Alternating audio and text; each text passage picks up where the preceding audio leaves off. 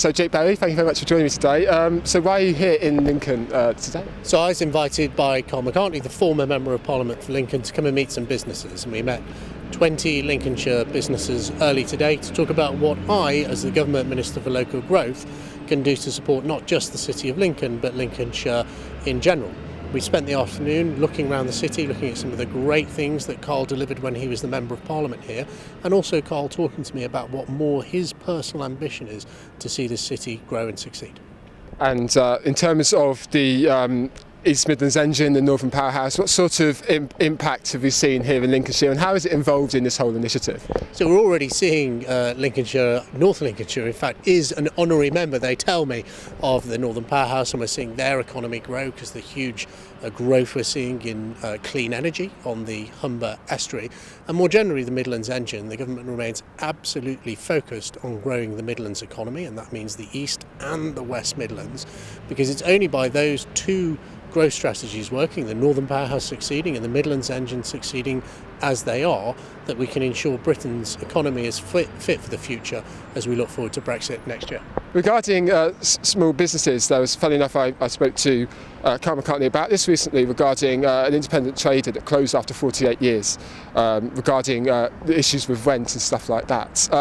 How are you making sure that those problems will be addressed? You know, obviously there's a whole range of issues that are facing independent businesses. They struggle as it is, as they are indeed small. So what sort of things would you now take on board? What sort of things would you do following your discussions with small businesses today? Will we see more funding? What sort of actions would you take?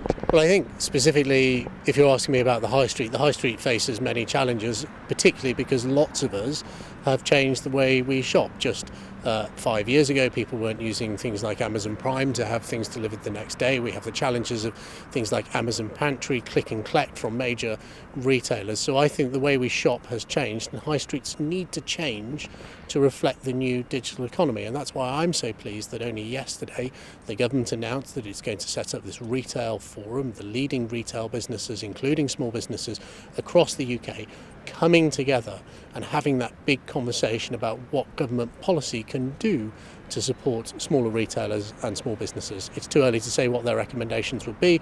I wouldn't want to prejudge it, but I think it's great progress that we have made that commitment to look at how we can support business. In terms of Theresa May, she's obviously talked a lot about the subject of Brexit, of course, as Prime Minister. She says that in a recent speech we are indeed leaving the single market, that is happening. So does that not impact the big businesses in the north? You talked about international trade here in the north of England, in the East Midlands. Do you not think that would be quite problematic, you know, in terms of big businesses here? Clearly there are challenges with the Brexit negotiations ahead of us, and what we are absolutely focused on in government is getting a really good deal, for, not just for Britain but also for Europe. They are our closest trading partner, our biggest trading partner, so it actually works for both of us to get a really good deal. But what we also have to focus on is, let's not forget that 96% of the world's population live outside the European Union. So once we leave the customs union, as the Prime Minister has said we will do, we will then be free to strike free trade deals across the world with that 96% of the global population, and businesses based here in Lincolnshire, in the Midlands engine and in the Northern Powerhouse will be free to expand and grow abroad. But would you not agree that in that transition period, or in that process of moving from negotiation period to full Brexit, that would probably impact local growth?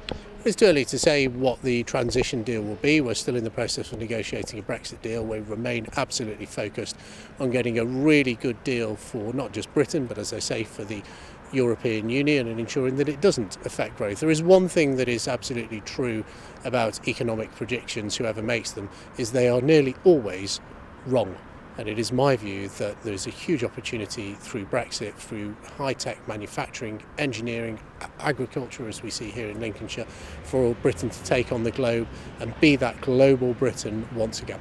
So what sort of, just going back to probably some more earlier discussions, what sort of, here in Lincoln, what sort of things are you doing to improve growth here in Lincolnshire? So we have invested over £150 million through the LEP directly into the Lincolnshire economy, trying to find those fastest growing businesses that are creating the jobs. We've played our part in creating an agri-tech centre to support the agricultural industry. It's a largely rural county in Lincolnshire. What we're also seeing is investments in your infrastructure, £90 million on the eastern bypass road. We've had an announcement just this week that the number of trains directly to London is increasing.